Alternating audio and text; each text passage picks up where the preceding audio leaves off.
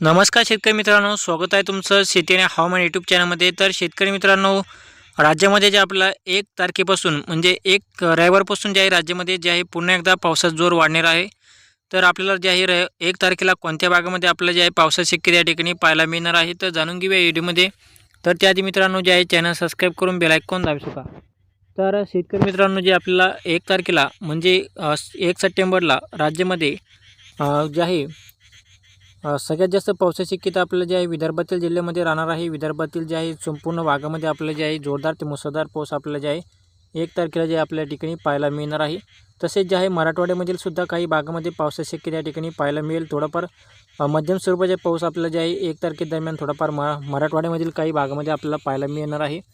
तर जालना जिल्हा, तसेच बीड जिल्हा आणि लातूर जिल्हा, तसेच जे आहे माजलगाव, परभणी, हिंगोली, नांदेड म्हणजे जो विदर्भात लगतचा जो भाग आहे त्या भागामध्ये आपल्याला जे आहे 1 तारखेदरम्यान जोरदार ते मुसळधार पाऊस आपल्याला जे आहे पाहायला मिळणार आहे.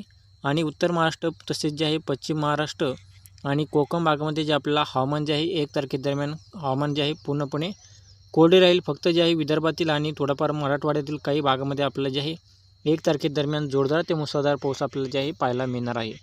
तर शेतकरी मित्रांनो, जे आहे असेच हवामान जाणून घेण्यासाठी चॅनल सबस्क्राईब करून बेल आयकॉन दाबू शकता. धन्यवाद.